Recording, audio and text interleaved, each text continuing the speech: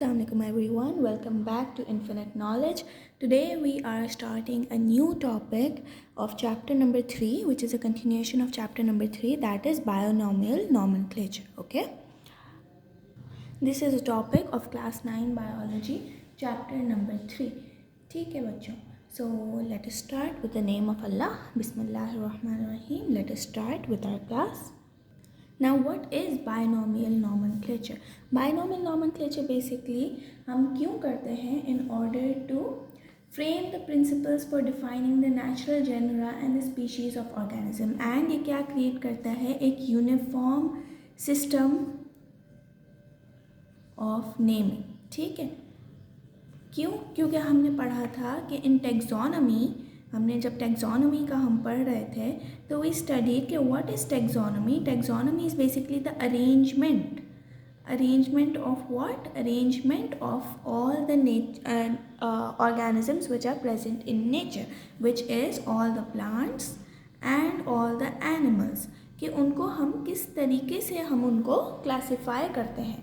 ठीक है, उस चीज़ को टैक्सोनॉमी कहते हैं. सही है, इस ग्रुपिंग को टैक्सोनॉमी कहते हैं. लेकिन जो सिस्टम है, जिस सिस्टम के तहत हम इसको क्लासिफाई करेंगे, उस सिस्टम को बाइनोमियल नॉमेनक्लेचर कहते हैं. ठीक है,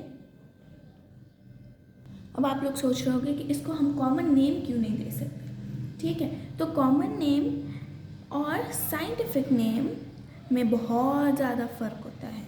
ठीक है, साइंटिफिक नेम इज़ स्पेसिफिक.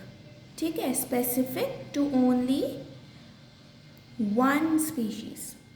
ठीक है, जैसे आपके बुक में एक एग्जाम्पल दिया हुआ है, सिंपल सा एग्जाम्पल है अनियन का. ठीक है, अब अनियन को कुछ लोग क्या कहते हैं, प्याज कहते हैं, बहुत सारे लोग, कुछ लोग बजल कहते हैं, कुछ लोग गांदा कहते हैं. ये इसके क्या है, ये इसके हैं कॉमन नेम्स अनियन के.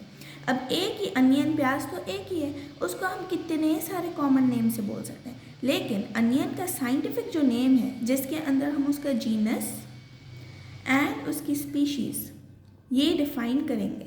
ठीक है, जीनस एंड स्पीशीज़, तो उसको क्या कहेंगे, उसको कहते हैं एलियम कैपा. राइट, तो इसका जीनस है Allium and the species is cepa. Right, तो इस वजह से हम यूज़ करते हैं scientific names in order to add a different uniqueness to our names. सही है, अब आपको एक चार्ट दिया हुआ है जिसके अंदर बायोलॉजिकल नेम्स भी दिए हुए हैं एंड आपको कॉमन नेम्स भी दिए हुए हैं. ठीक है, अब हम आ जाते हैं rules and the principles for binomial nomenclature. ठीक है, तो रूल्स कौन से होने चाहिए फॉर द बाइनोमियल नॉमेनक्लेचर. सबसे पहला रूल क्या है कि साइंटिफिक जो नेम है, साइंटिफिक नेम को हम क्या करते हैं, इटैलिक में लिखते हैं.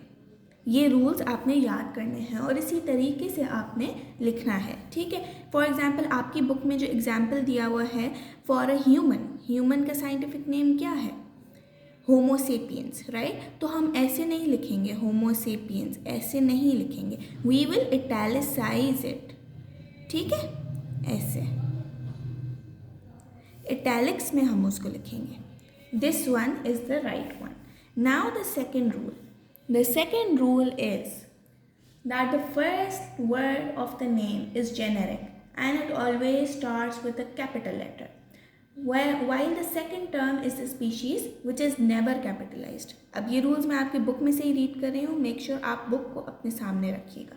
ठीक है, अब क्या कहते हैं इसको कि फर्स्ट जो लेटर है, ये जैसे हमने होमोसेपियंस लिखा, सॉरी ये जैसे होमोसेपियंस लिखा हुआ है. ठीक है, तो ये जो फर्स्ट वाला है ये क्या है, ये जीनस है.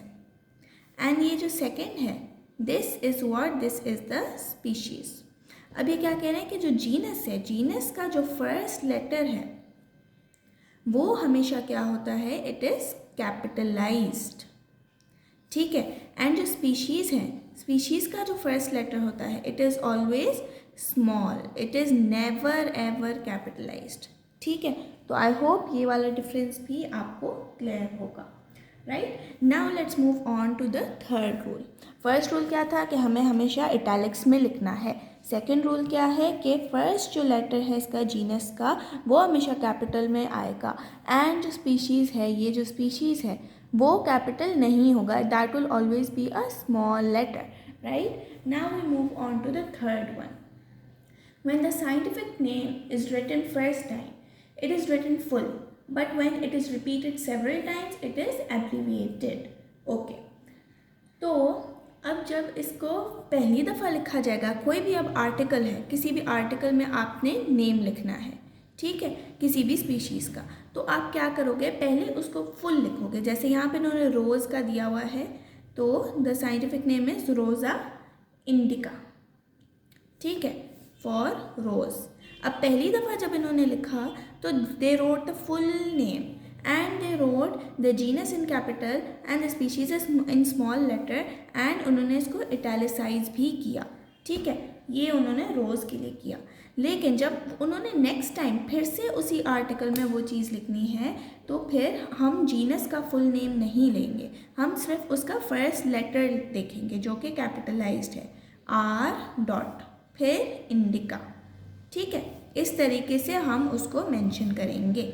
Number 4, sometimes the author name appears after the species name which means that the species was described by him, ठीक है। अब कभी कभी क्या, कोई भी ऑथर जिन्होंने ये वाली स्पीशीज़ डिस्कवर की होती है, तो वो क्या करते हैं, वो अपना नेम भी आगे से लगा लेते हैं कि हमने ये वर्क किया, हमने इस स्पीशीज़ पे काम किया, हमने इसको डिस्कवर किया, तो we will also add our name, right. For instance यहाँ पे कौन सा दिया हुआ है आपको, मैंगो प्लांट। मैंगो प्लांट का सबसे पहले हम क्या करेंगे, ये किसने इस पे काम किया, इस पे काम किया लिनियस ने, ये एक साइंटिस्ट था जिसने इसको डिस्क्राइब किया, इसके जीनस और स्पीशीज़ को। अब आप मुझे बताओ कि इसका जो जीनस एंड स्पीशीज़ है वो हम लिखेंगे ऐसे,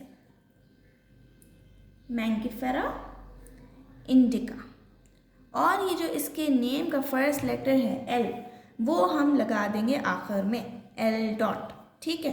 क्यों, क्योंकि इसने इस पे काम किया, that is why we are writing the first letter of his name आखिर में। जब हमने जीनस लिखेंगे, फिर स्पीशीज़ लिखेंगे, और उसके बाद हम ऑथर का नेम भी लिखेंगे।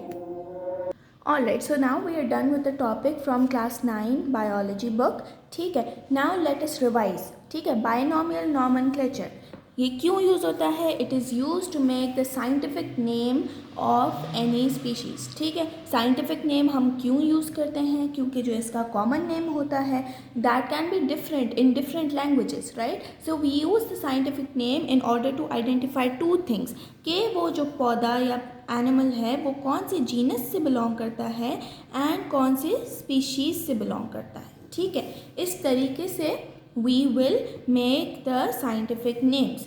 अब scientific names के 4 rules हैं. The first rule italics, second rule first genus आएगा, second species आएगा, ठीक है। और जब जीनस फर्स्ट आएगा तो जीनस का जो फर्स्ट लेटर होगा that will always B capitalised, right. Third rule, अगर हम किसी भी डॉक्यूमेंट में मेंशन कर रहे हैं किसी भी स्पीशीज़ का नाम, राइट, तो हम उसको क्या करेंगे, फर्स्टली हम उसका पूरा नाम लेंगे, लेकिन जब हम उसको सेकंड टाइम देखेंगे तो हम क्या करेंगे, उसके अंदर जीनस को शॉर्ट कर देंगे और सिर्फ उसका फर्स्ट लेटर लिख के और आगे से एक डॉट लगा देंगे, एंड स्पीशीज़ का हम पूरा नेम लिखेंगे।